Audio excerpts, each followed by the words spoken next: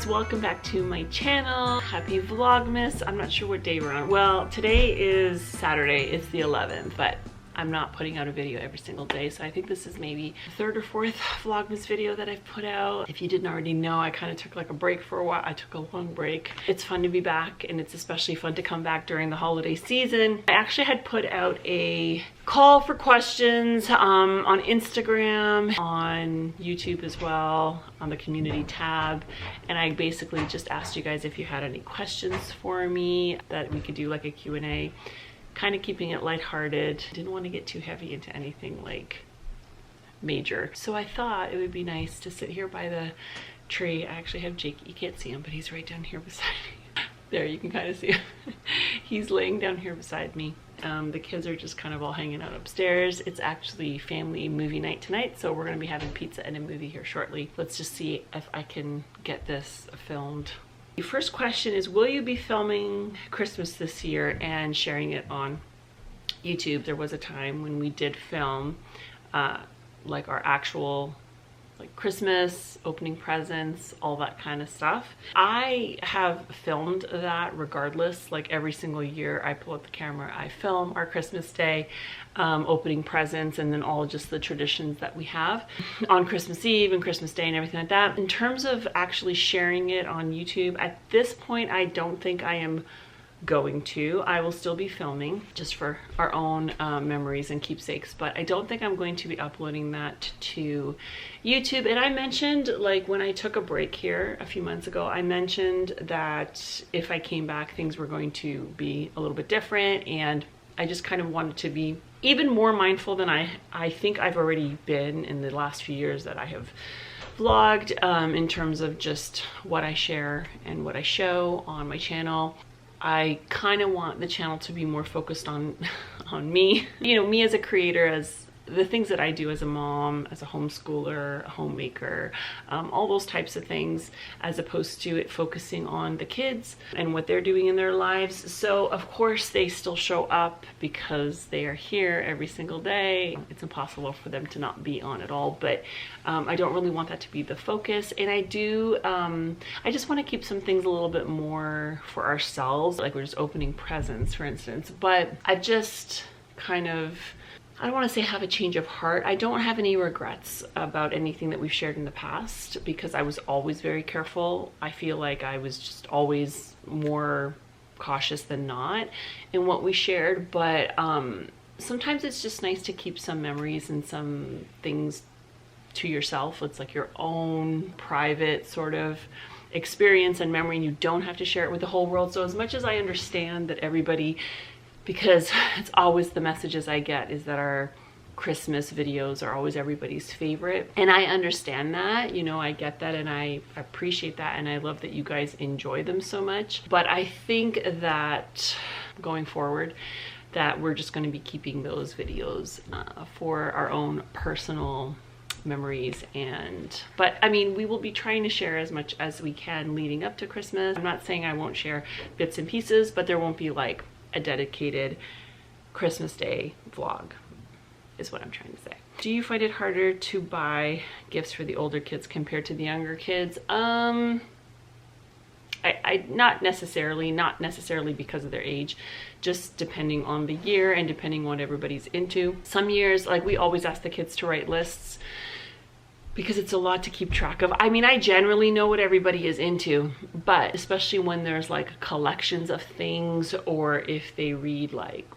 book series, sometimes I don't quite get it right, and so I need them to write the stuff down for me. So I usually go off of that, and then Mike and I will kind of just pick some extra things that we think that they would like, enjoy, that maybe they didn't ask for, as an extra surprise kind of.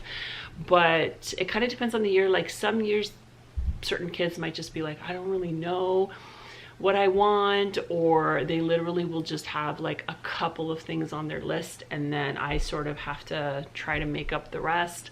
But no, in terms of like older versus younger, if anything, I think as you get old, I think this is true for most families, I think you'll notice that as they get older, the things that they are just naturally interested in tend to be more expensive. So there's that. Somebody said, when is baby number 7? I mean, you know, you can never say never, but at this point, we are happy, we are complete with our family of 8 and Jakey Jakers. Do you still do the Polar Express to look at Christmas lights? And yes, we do. That is a very much loved family tradition. So basically what we do on Christmas Eve is we watch the Polar Express movie, we order in Chinese food, and then we go to, in no particular order, this is usually the order, but then we go to our Christmas Eve service. We usually go to like one of the earlier times. We come back, we do Christmas pajamas. So on Christmas Eve, everybody gets new like pajamas. So we all open up our Christmas pajamas, we put them on, and then I actually, so from the Polar Express, this is not my idea. I got this off of Confessions of a Homeschooler. I'll try to link her down below, but this is originally where I got this idea, called the Minivan Express. So I actually print out tickets that look like the Polar Express tickets, but it actually says Minivan Express. At some point in the night, I go and hide the tickets in the kids' rooms. And then when we announce it to them, they have to go find their tickets. When they find their tickets, they come downstairs because they need to get their tickets punched. And then we go in our pajamas. We all like string like fairy lights inside the van, play Christmas music. Everybody gets in the van with their pajamas on and do hot chocolate and pop popcorn. And we take a tour. That's the night that we take a tour of the Christmas lights in our neighborhood. It's fantastic. It's like one of our favorite traditions that we, well, it's one of my favorites. I know the kids really like it too. And that's kind of how we spend Christmas Eve. By the time we come back, everybody's pretty tired, and we, you know, we do the cookies and milk for Santa, and then everybody heads to bed. So yes, we will definitely be doing that this year. Looking forward to it. What else? Somebody asked, did you grow up in church? Yes, I did grow up in church. I actually grew up going to Catholic church. I went to Sunday Mass every Sunday. I also went to a Catholic school. There was a lot of that weaved into my experience at school. Every so, like at least once a month, we would go to Mass, like as part of school as well. Or we would have, like we would actually go to the church, or like we would have Mass at the school. So yeah, I grew up in a Catholic family. I mean, I'm no longer Catholic, but up until I was about like 15 years old, my entire family, we were part of the Catholic Church. Would you be disappointed if one of your kids broke from faith or other values that you have? This is kind of a deeper question. I mean, yeah, honestly, I would. I mean, I think anytime that you try to instill any kind of values in your kids, you are hoping that they are going to stick, and you're hoping that you are going to see them develop into people who also hold those values near and dear to themselves. And you know, we are a Christian family, and we, you know, part of homeschooling the kids is because Mike and I want to be more of a influence on them than the world is, quite frankly. And I think it's not impossible, but I think it's hard to do that when your kids are like away from the house more than they're at home. Like that's sort of what we felt. And so that is a big part of our just everyday, is instilling our faith and our beliefs. But with that being said, part of doing that is hoping that they will grow into their own, because it is a personal thing. So we kind of lay the foundation, but at the end of the day, I do recognize that it is a personal choice that they have to make. And there's not really anything that we can do. We can do the best that we can. We can read the Bible, share the Word of God, and point them in the direction that we hope that they will go. But at the end of the day, we know that God is the one who's in control, and He's going to direct their paths. And they have to make that decision ultimately for themselves.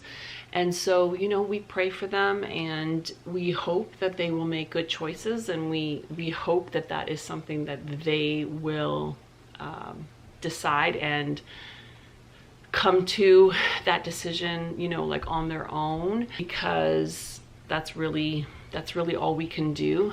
Of course it would be hard. I think anytime, you know, like I said, anytime you see one of your kids maybe making not the best choices or going in the best direction as a parent, it's not the easiest thing to watch. And that is why, honestly, like, prayer is really all you can do. What's my favorite Christmas treat? Okay, if we're talking about like a Christmas drink, because at home, honestly, I just drink like regular coffee. I'm not really even that into like the flavored creamers. It's just not really my thing on a day-to-day basis. It's a bit much. I just like coffee, just straight up coffee. If I want like a treat, I will go usually to Starbucks. And right now I am loving, I actually got one today, is the sugar cookie. Is that all it's called? The sugar cookie latte. I get it half sweet though, because it's like really, really sweet. So I really like that one. That one's new for this year. And I also really like the chestnut praline. That's one of my favorites.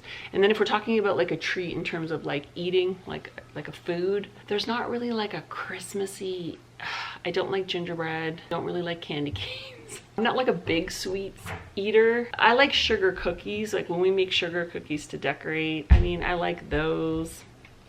I'll have a good drink. I'm not so much about an actual like food though. Okay, what's your favorite grade subject to teach? Well, I don't really like teaching the subjects I'm not good at. So math, I was never good at math. I'm still not good at math. Just don't like math. Luckily though, I have a lot of kids who are naturally good at math.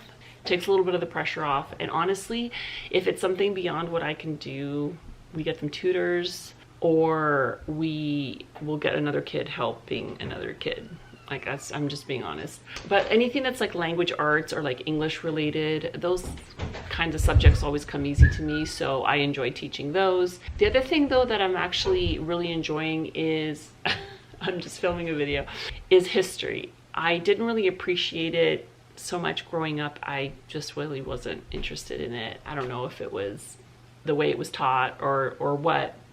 But the second time around teaching it, I just find it fascinating. And yeah, it's just, to me, it's like super interesting going back. And I mean, we read American history, but we also are going through our Canadian history. And I just find that fascinating. In terms of grades, not really. I mean, it's always fun in the beginning, you know, like doing Everly, when you're doing the preschool kind of early grades. I mean, it's fun just because they really truly are learning everything for the first time. And so like seeing them get stuff and actually pick things up, and even just like teaching them to read and seeing them become readers is probably one of my favorite things to teach. Okay, which of your Jake, seriously?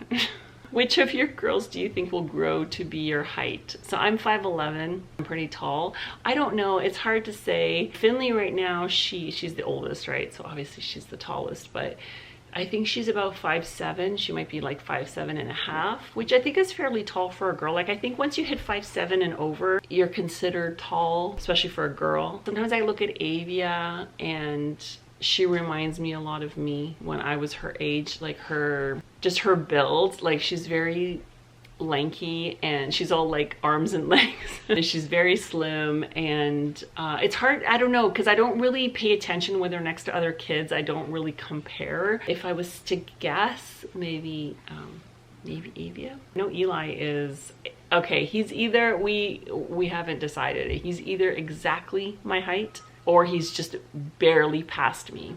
So he's already there. Somebody was asking about, I'll end on this one. Somebody was just kind of asking like how the kids were doing and sort of what they are into, what their plans are for the future, that kind of stuff. So the kids are doing really well. In terms of school, Everly, she's doing like pre-K. Avia is in grade 4, Grayson's in grade 6, Shiloh's in grade 8, so she'll be starting high school next year. Crazy. Finley's in grade 10 and Eli's in grade 12, so he's in his last year of high school. So it's just like mind-blowing. But they're all doing good. The girls, so Avia and Everly and Shiloh, are all in ballet and they love it. They've done dance on and off over the years, and then, you know, everything hit and the world closed down and all that kind of stuff. So They just started back up in that not too long ago. So they do ballet, they love that. Then Grayson and Finley and Eli, they all take music lessons. So Eli does guitar, you guys know he does guitar. Finley is taking piano and Grayson does drums. So we have a lot going on in the family. There's a lot of noise, a lot of music, a lot of dancing, a lot of all the things. So Eli is thinking at this point, Eli is thinking of going into engineering. That's sort of what he's had in his mind to do. There's different branches of engineering, so he's not 100% sure what he, like specifically what he might want to get into. He was looking at mechatronics, mechatronics I think what he was thinking of. But yeah, he basically wants to be in some sort of sector of engineering. So that's sort of his goal and what he's working towards. So it's a lot of sciences, a lot of maths. Yeah, all the things I'm not good at. And then Finley is leaning, she for a while was looking into actually being like a chef, going into cooking and stuff like that. Over the last couple of years, she's really got into drawing, sketching, painting, all that kind of art stuff. She's very, very good at it.